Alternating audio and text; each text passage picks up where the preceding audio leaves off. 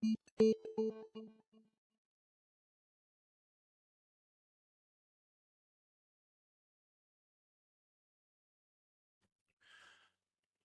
everybody, Andy Moss here, tradingadventures.com, and it's Saturday morning, which means it's time for a trip through the weekly charts. Let's take a look at the market action over the last week and see how the message is evolving. As always, the goal here is not prediction, it's to read the price action and listen to the message of the market. If you like these weekly chart analyses and find them helpful, you can follow along each week on trading-adventures.com. And I share additional charts throughout the week on X at Andy__Moss.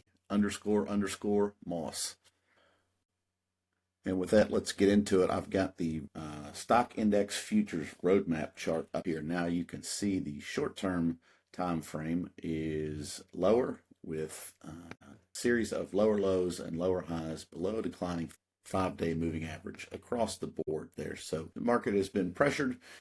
It's continuing to follow the trend lower, and we don't see any evidence of that changing yet. So for the last couple of weeks, I've been talking about the cracks beneath the surface as we started to see things show up that were looking a little troublesome, even though the indices were still very near their all-time highs.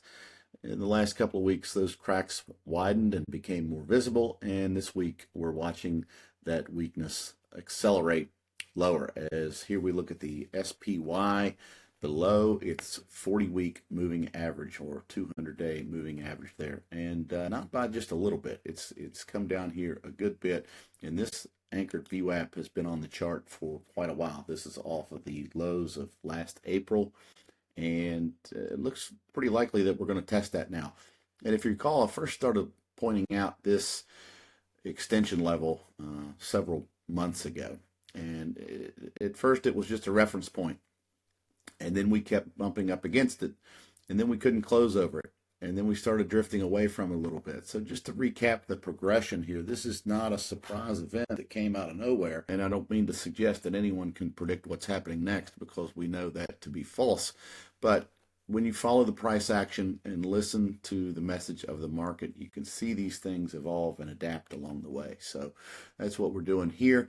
RSI down in the lower half of the range here, and volume has been well above average on this selling. Looking at the Qs, of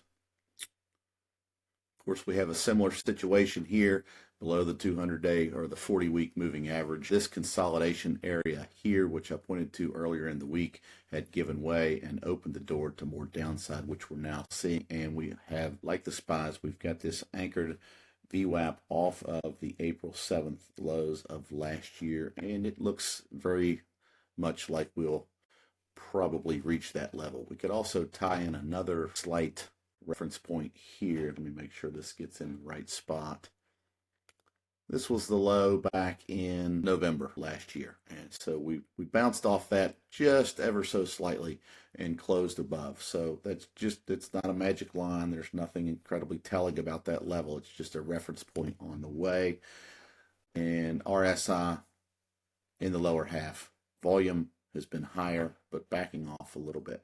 DIA, we talked about its leadership position for a long time, and then noted that this has now become, or is confirmed as, a failed breakout attempt. Got right up to this same extension level and then just sold off really hard. It's below all the moving averages. It's below the anchor off of the April 7 lows, and very close to testing this level around 451, which was a high back in December of 2024.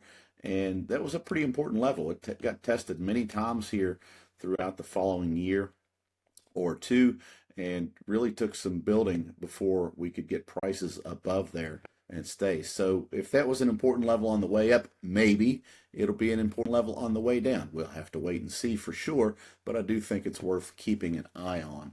IWM also had a position of leadership that just kind of stalled up here and started consolidating, going sideways. No lasting buying pressure on new highs, and now we've seen it come all the way down through the anchors below the moving averages, resting right on the 40-week moving average here. It has not yet hit the anchor VWAP from the April lows. That will certainly be a reference point in the coming weeks.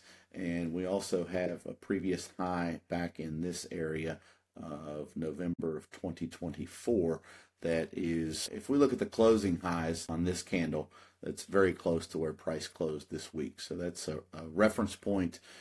Maybe that adds to potential support at this level, but certainly don't know that to be true yet. Bitcoin's tried to rally and came down, touched its sharply declining 10-week moving average. It's still stuck between this anchored VWAP from this kind of failed breakout here and holding up, but certainly not changing the trend. A lot of work yet to do for Bitcoin before it could make any meaningful change. Moving on to the US dollar. Continued consolidation here at a higher level than recently. We've got a decent rally here off of the January 26th weekly candle. That was showing a rebound there from an area of previous lows that has developed into a decently sustainable rally here for the dollar. It's back above the 10-week and the 40-week and into this shaded area, which has been important for many years now. Lots of meaningful lows in here and recently a few meaningful highs. So we'll see if that happens again. It's testing the anchored VWAP off of this high from back in January of last year, and that's an important reference point. Don't expect any giant moves either way from the dollar, but more consolidation in this range seems to be the likely outcome. Moving on to the rest of the world. Wow, talk about failed leadership. This was an incredibly strong trend that was just grinding slowly higher for a long time, and now it has gone from new all-time highs to correction status in just 3 weeks of selling. So the overseas market's taken a hit there. It's back below the 4-week, the 10-week, these anchors here, and we're right in this area, just below $66. We've got the 40-week moving average, and once again, the anchored VWAP off of this April 7th dip. RSI is down in the lower half. Volume has been well above average, and some excitement there in the overseas markets. We'll see if it can find some resistance here. So some common themes that keep coming up. Notice these extension levels. This one's exact, but it's still in the neighborhood. These are the kinds of things that you never know when you put them on the chart in advance if they're going to become relevant. But I do think it interesting when you see them show up again and again. And the same thing with this anchored VWAP off of the April 2025 lows. Who knows if that's going to be support, but it's on every chart and price is testing that now. So it's a level of interest. We'll see if it matters or not, just like we'll see if the 200-day moving average matters or not. The moving averages are not support and resistance. Did we stop here last week above the 40-week? Yeah, but it didn't mean anything this week. We're well below that on the SPY now. So getting back into the rest of the charts here, China, similar action below all the key moving averages, below the anchored VWAP. It was not support. These Fibonacci levels on here really don't mean anything right now. I can probably just take those off the list. RSI is not in the gutter, but it is down here around 35, and volume's been chugging along like this is just business as usual, which it is. It's a market in a downtrend. And so you see some acceleration, you see some consolidation, you see a resumption of that selling pressure. That's what markets do. Bonds have not been the safe place to hide. The buying rotation that was going into the bond market has swiftly come out. And now not only is this another failed breakout like this one back here, like this one in October of last year, now we've got another failed breakout. We're below all the moving averages, below this shaded area of price history, below this trend line, below everything you can look at on this chart that was a reference point. None of it was support, really. I mean, you had some price consolidation and support in this area, but on this sell-off, there is no support. It's been straight down for 3 weeks. So we'll see if bonds can moderate and slow down. but no signs of that yet as they sell off sharply for 2 weeks in a row and close on the lows this week. TLT, same kind of picture, a little different chart, failed breakout, now down below, all the moving. This level of congestion, just look at all the garbage in here on the chart. I still haven't cleaned this up, but I need to do that because none of these are really relevant. Let's just take them off. They were reference points, and they did not seem to have a whole lot of meaning on this chart. So let's just get some of this stuff out of there. We did have some meaningful holds or reversals in this area around 87, but that is broken now. And the next potential point of reference is just below 85, followed by down here 82, near 82.50, which goes all the way back to this sharp low, which occurred in October of 2023. So that's the Treasury market, high yield market, still trading like stocks, and which it always does. I can probably stop pointing that out, but not even a breakout attempt. We saw first it lost this trend line, then it chopped around here sideways and could not make any higher progress. And now we've got 3 weeks of sustained selling on very high volume that's taken the high yield market down to nearly oversold levels. Not quite, but getting pretty close. GSG, the commodities, holding up very well. And of course, remember that this is a very heavily oil weighted index, so no surprise there. It's very overbought by RSI measures, which when RSI gets overbought and stays overbought, that's very bullish. Last week's bit of a hiccup was quickly resolved as buying pressure kicked back in and kept the prices high. Here's oil, specifically the oil futures, just a stellar move off of 55 up to more than 100, actually hitting nearly 120 last week. So oil is a volatile market, no stability there to speak of, although the price is holding up pretty well, well above the sharply rising upper Bollinger Band.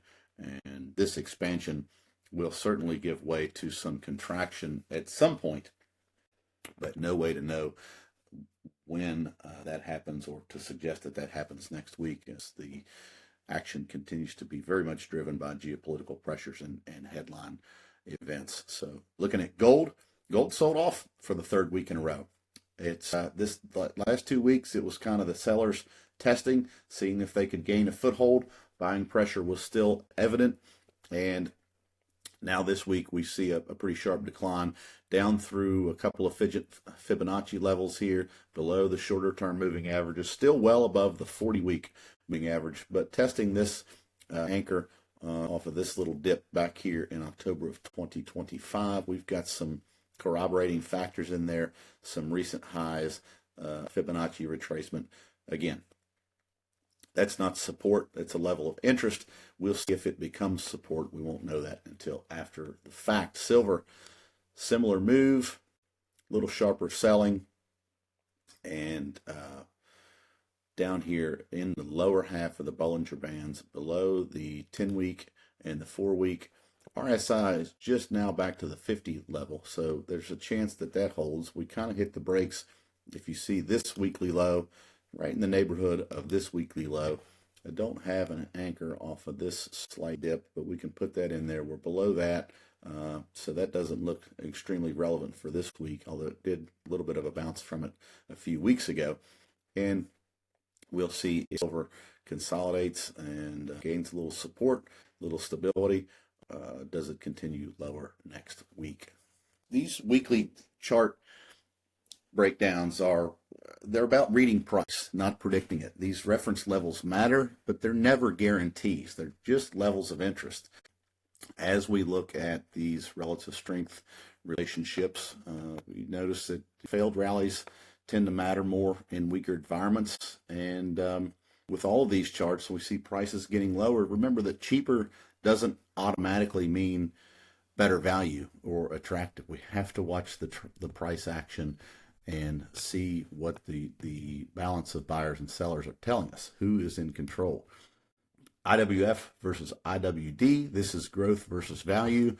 2 weeks of selling here after touching the declining 10-week moving average. And this is the potential event I've been pointing to for a couple of weeks now. We've seen this many times when the RSI gets to an extreme level.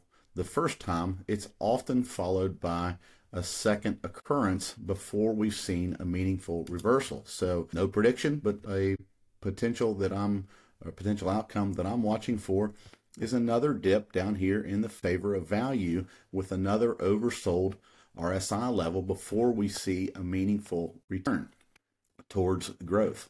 That's just one thing to look for. Consumer discretionary versus consumer staples. The relative chart is holding up right here in this bearish consolidation pattern. I would not be at all surprised to see a resumption of a move in favor of staples.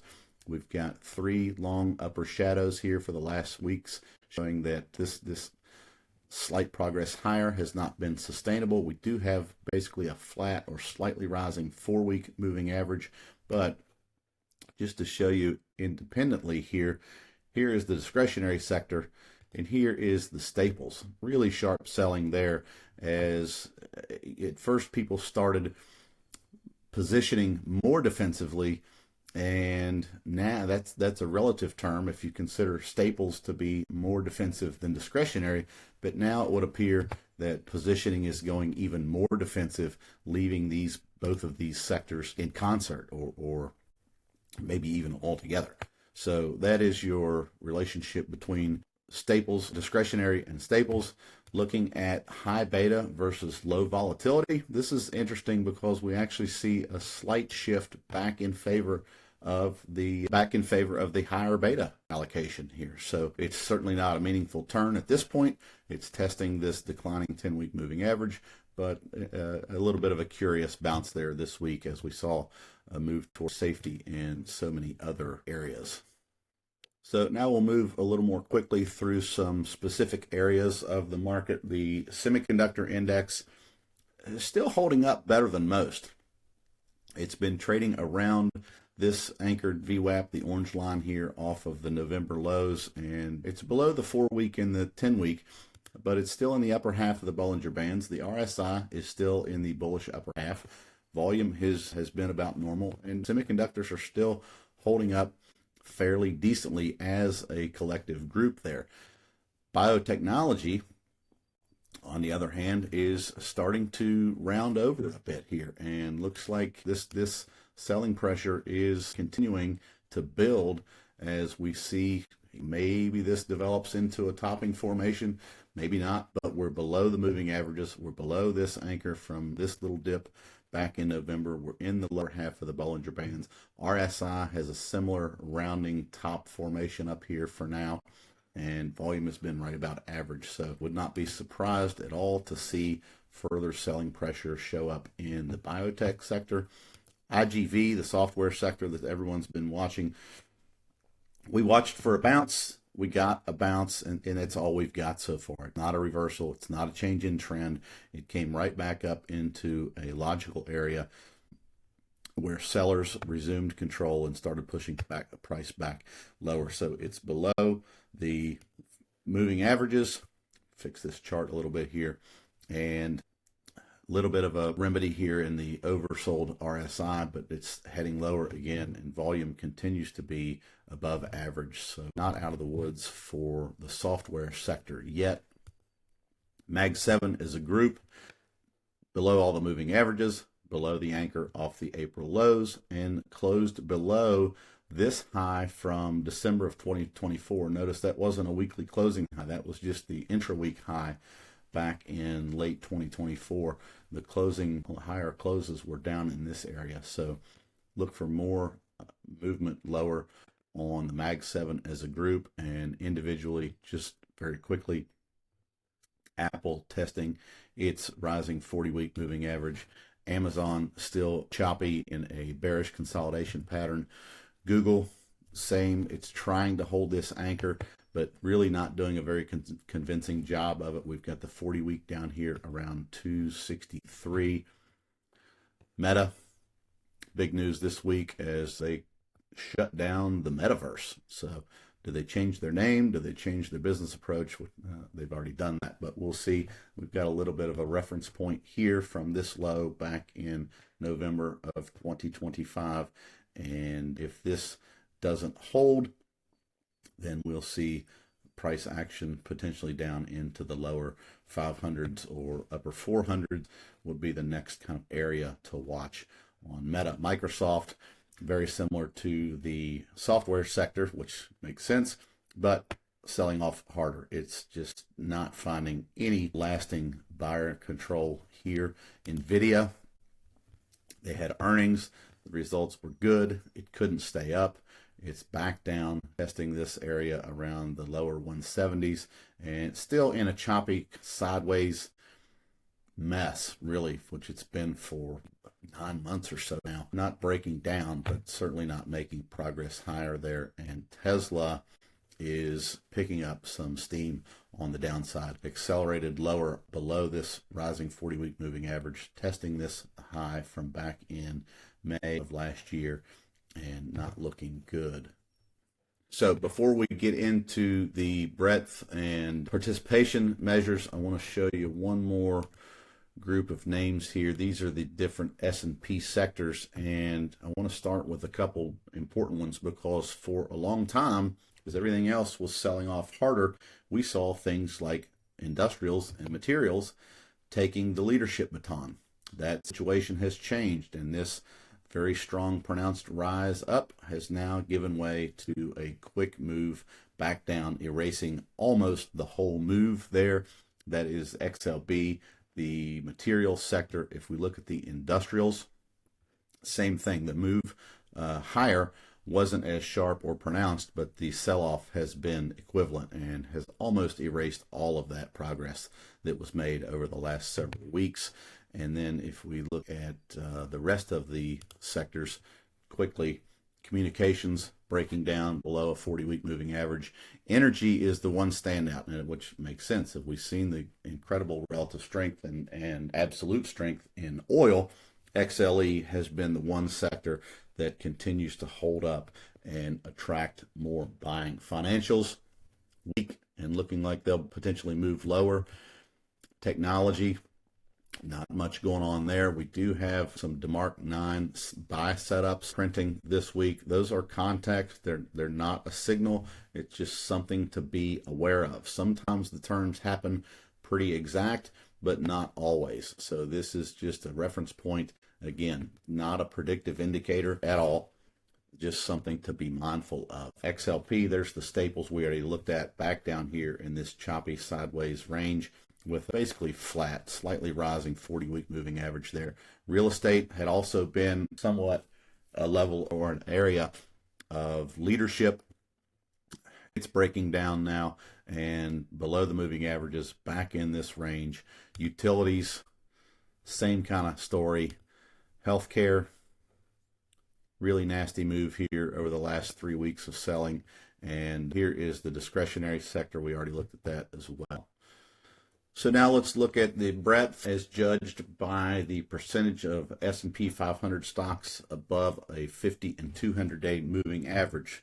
Continued downward motion here, and the number of stocks, the percentage of stocks above a 200-day moving average is now below the second week in a row, below the 50% level here around, 43.93%. Interesting thing, what I want to note is that the percentage above a 50-day and getting close level, down below about 20%, and we consider that kind of a washout. Once the selling takes this number down so far, it's not uncommon to see a bit of a reaction higher to kind of alleviate that pressure. It doesn't mean or predict meaningful reversal or lasting reversal. We can see back here, it was just a little bit of a pop, but this was really a much more healthy market. After this stronger sell-off, it did get washed out and then went back up very quickly as this rally started to take shape and the beginning stages of what would be a multi-month rise. So that is just another layer of context, something to pay attention to there on the S&P 500 breadth. Now let's go over to stockcharts.com for our point and figure charts. And actually, I will include those charts in the show notes, but the results are the continuation of the downward columns, the columns of O's on all three of those, and the SPX and NASDAQ 100 are in the mid to low 30s. The NYSE bullish percents hold up a little better, but still in a decline there and not yet towards washout levels. So something to watch on those. Again, I'll put those in the body of the article here down below the video so you can reference those.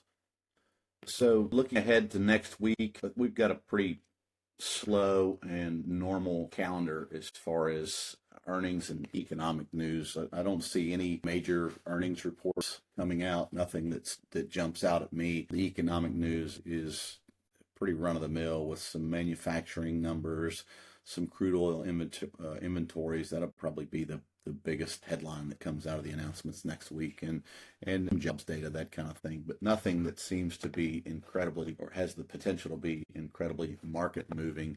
So putting it all together, what does this all mean?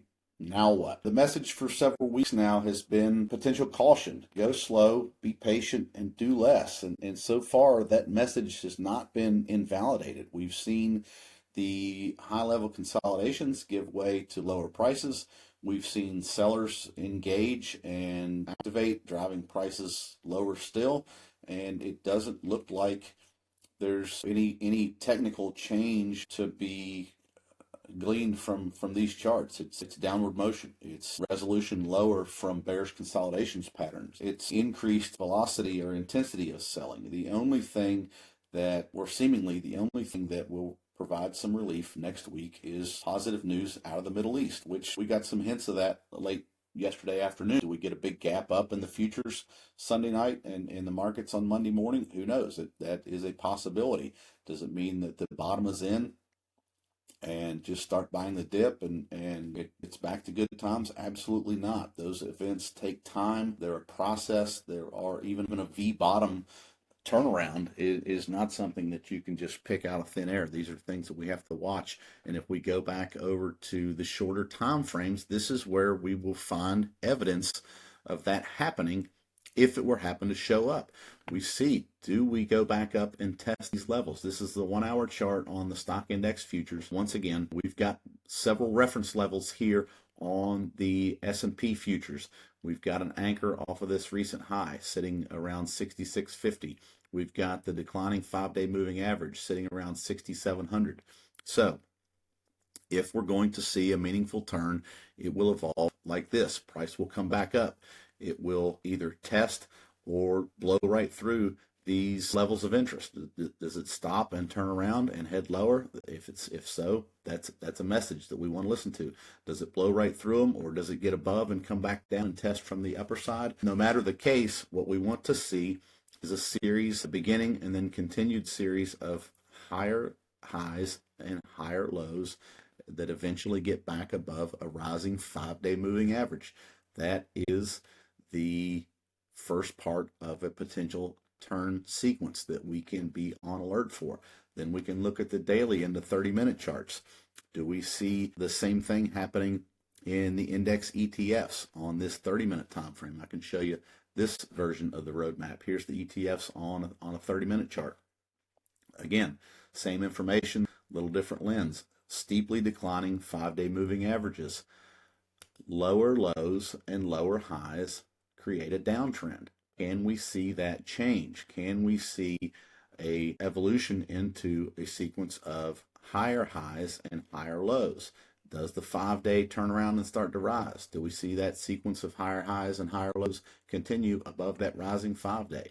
Then can we start making some progress on the daily time frame and then into the weekly time frame? Those are just, it's not anything incredibly telling. It's just the sequence of the market that we can observe and see what's happening. We're not trying to guess what's coming next. We're trying to stay aligned with what is actually happening. So that's the story of the market on multiple time frames there. We focus on the weekly charts, but we've seen some different time frames here, and that is the message. Continue to be cautious, continue to be defensive. Cash is a position, patience is a strategy. Don't be in a rush. See what happens, listen to the message of the market, and adapt along the way. So one more time, that's where things stand for now. We'll see what next week brings. We'll see what the headlines are. We will continue to read the evidence as it develops. Continue to go slow, manage your risk, and let price lead. And if you find these weekly chart analyses helpful, you can find written updates on tradingadventures.com. I also do the same on X at Andy__Moss. So thanks for following along. That is this week's edition of the weekly charts.